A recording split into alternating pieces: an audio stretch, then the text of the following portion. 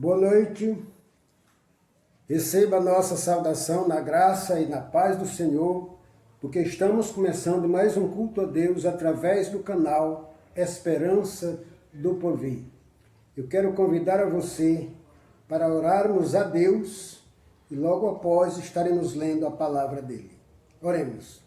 Senhor nosso Deus, Pai Celestial, Criador dos céus e da terra, eis-nos aqui, meu Deus da glória, com o propósito de realizar um trabalho para honrar e glorificar o Teu nome, para anunciar às pessoas a Tua palavra que é Espírito e vida, que o Teu Espírito se mova nesta noite, na mente e no coração de todos nós, dos que estamos fazendo o trabalho, daqueles que estão participando, para que o Teu nome seja engrandecido na vida de todos nós. Em nome de Jesus. Amém. Eu quero ler um texto sagrado no capítulo 24 de São Mateus, para lermos a partir do versículo 3, para lermos até o versículo 5. Devo dizer que o último trabalho que realizamos aqui, há 2 dias atrás, a mensagem teve como tema árvore e seus frutos. E o conteúdo falava de engano. E hoje continuaremos com esse tema, fazendo um comentário dentro do mesmo conteúdo. Então vamos ler a palavra de Deus. Versículo 3 do capítulo 24 de São Mateus. No Monte das Oliveiras achava-se Jesus assentado, quando se aproximaram deles os discípulos, em particular, e lhe pediram: dize-nos, quando sucederão estas coisas, e que sinal haverá da tua vinda? E ele lhe respondeu: vede que ninguém vos engane, porque virão muitos em meu nome, dizendo, eu sou o Cristo, e enganarão a muitos. Destaque para o versículo 4 e o versículo 5. Olhe o que diz o Senhor Jesus Cristo nesses 2 versículos. Vede que ninguém vos engane. E continuou, porque muitos virão no meu nome e enganarão a muitos. E enganarão a muitos. Pois é, a última mensagem que pregamos aqui abordou esse assunto. E nós mostramos algumas formas do homem enganar os outros. Falamos que pior do que o homem enganar os outros é o homem enganar-se a si mesmo. E o apóstolo Paulo, escrevendo aos Gálatas, no capítulo 6 do seu livro, no versículo 3, diz: aquele que pensa ser alguma coisa, não sendo nada, engana-se a si mesmo. Mas existe muitas outras formas do homem enganar-se a si mesmo e também enganar os outros. Aqui, o apóstolo diz que é aquele que pensa ser o que não é. Ele está se enganando. Hoje, eu gostaria de falar não tanto dos que são enganados, mas daqueles que estão enganando. Os que enganam são classificados por Deus como perverso e impostor. No capítulo 3 de 2 Timóteo, no versículo 13, o apóstolo diz: mas o homem perverso e impostor irá de mal a pior, enganando e sendo enganado. Observe o título que Deus dá para o homem que engana. O título é perverso e impostor. E a sentença que Deus ministra sobre ele é irá de mal a pior. Pois é, mas o mundo está cheio de enganadores. E o Senhor Jesus Cristo nos adverte contra esses enganadores. No capítulo 23 de São Mateus, do versículo 1 ao versículo 4, Jesus Cristo diz: na cadeira de Moisés se assentam os escribas e fariseus. Fazei tudo o que ele vos disser e vos mandarem, mas não imiteis nas suas obras, porque dizem e não fazem. Atam fardo pesado e difícil de carregar, mas eles mesmos nem tocam com o dedo mínimo nesses fardos. Esse ensino se choca com o ensino de Jesus. Vejamos, nesse ensino, Jesus diz que eles colocam fardo pesado e difícil de carregar. E vamos ver o que Jesus ensina. No capítulo 11 de São Mateus, no versículo 28 a 30, Jesus Cristo diz: vinde a mim, todos que estáis cansados e sobrecarregados, e eu vos aliviarei. Tomai sobre vós o meu jugo e aprendei de mim, que sou manso e humilde de coração, e acharei descanso para as vossas almas. O que estamos vendo aqui é que o ensino dos enganadores, que são os escribas e fariseus, os religiosos dos nossos dias, coloca sobre a serviço dos discípulos fardo pesado e difícil de carregar. E aqui o ensino de Jesus, ele faz um convite: vinde e eu vos aliviarei. O que Jesus quer fazer? Remover esse fardo que eles colocam. Ele quer acabar com essa situação na vida dos homens. Ele quer tirar esse fardo. Observe que ele diz: porque o meu jugo é suave e o meu fardo é leve. O que significa isso? É que ele está dizendo que você, assumindo um compromisso com ele, você vai ter responsabilidade, só que dentro das suas condições de você fazer. É um fardo leve e suave, conforme as palavras do próprio Jesus. Mas Jesus Cristo diz que eles enganarão a muitos. Mesmo assim, eles enganarão a muito. Mesmo a humanidade sendo advertida por Cristo, muitos se enganarão. Porque no capítulo 24 de Mateus, texto que nós lemos, no versículo 4 e 5, Jesus Cristo diz: muitos virão no meu nome e enganarão a muitos. Esse muito aqui é muita gente mesmo. Muitos serão enganados, porque muitos virão em nome do Senhor.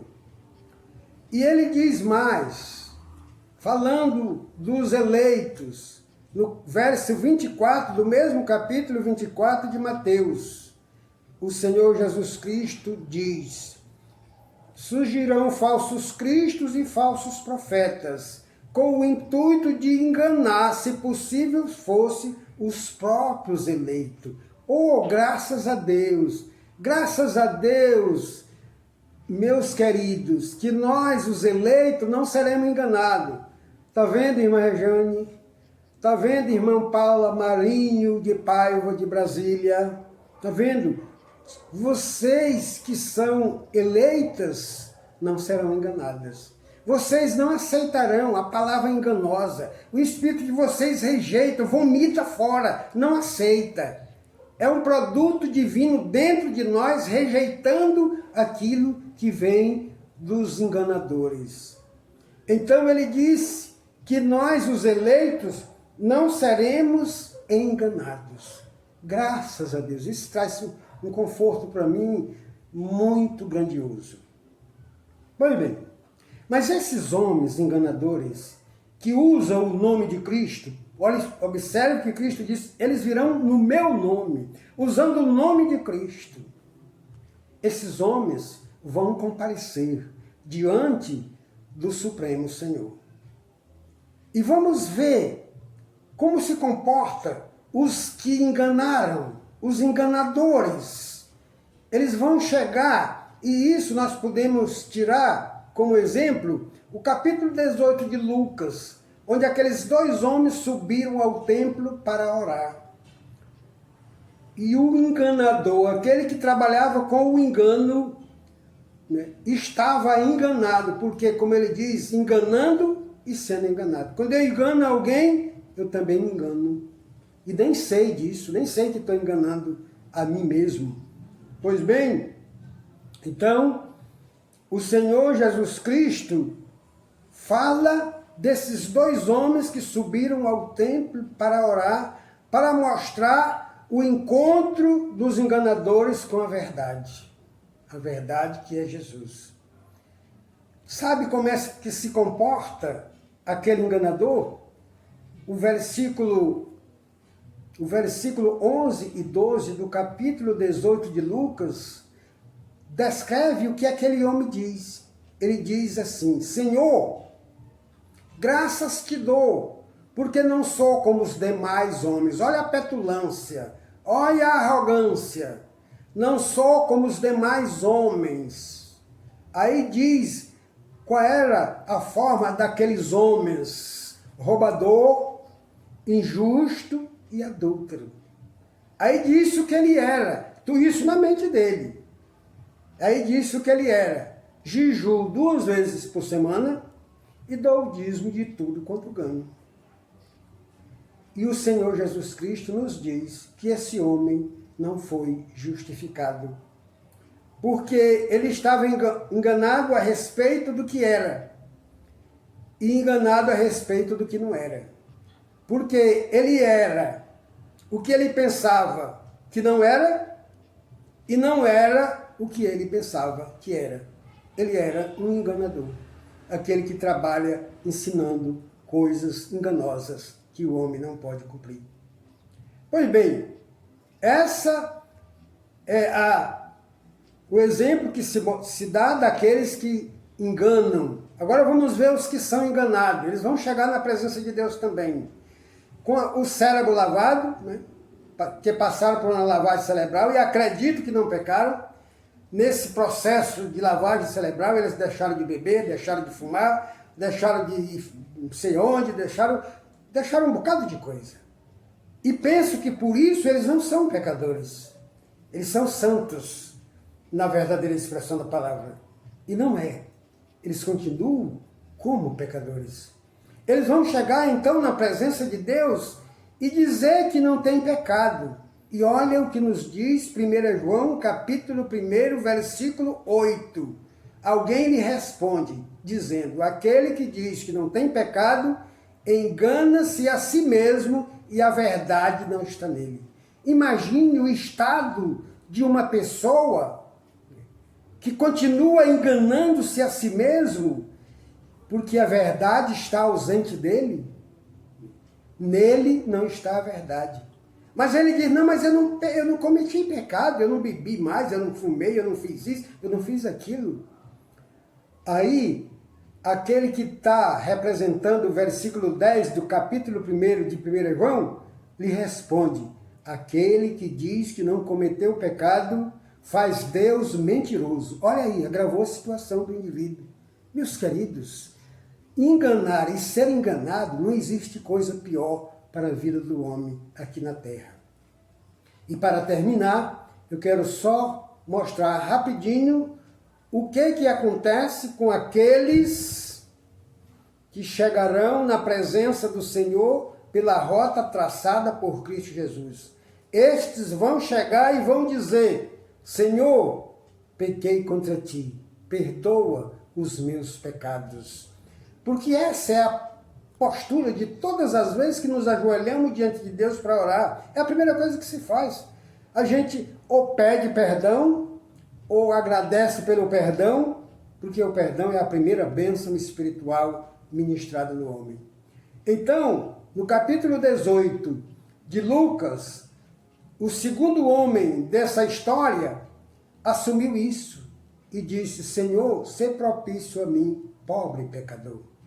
E o Senhor Jesus disse: esse desceu justificado, enquanto que o outro não. E no capítulo 1 de 1 João, no versículo 9, ele diz: se confessarmos os nossos pecados, ele é fiel e justo para nos perdoar os pecados e nos purificar de toda a injustiça. Porque o ensino de Jesus é assumir o que somos e confessar para ele, porque ele é fiel e justo para nos perdoar. Que o Senhor nos abençoe, nos guarde e nos proteja. Amém. Eu quero lhe agradecer pela companhia e lhe convidar para você se inscrever e deixar o seu comentário. Eu quero aqui agradecer Nilson Formiga, de Brasília, que mandou um comentário hoje à tarde, assistindo os vídeos. Nilson, eu estou me lembrando de você. Você é aquele adolescente muito dedicado à sua família e à sua igreja. Que o Senhor te abençoe e te guarde. Continue deixando os seus comentários, porque eles nos ajudam. Que o Senhor nos abençoe.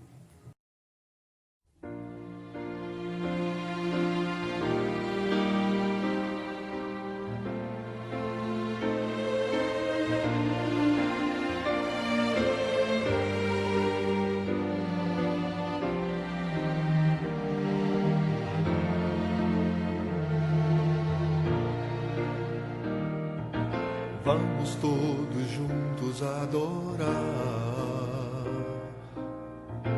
nosso grande Criador.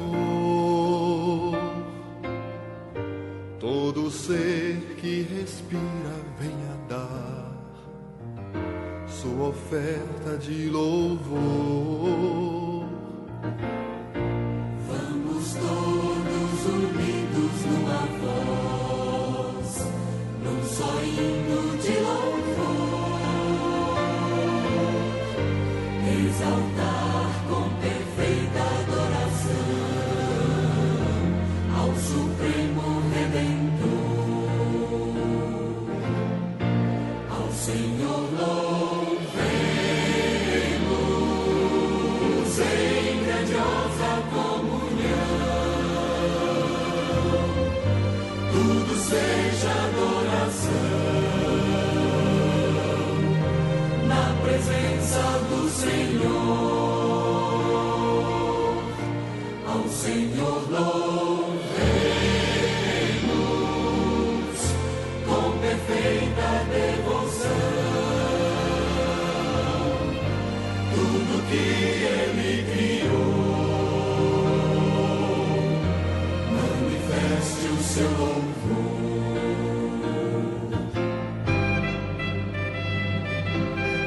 Vamos todos juntos adorar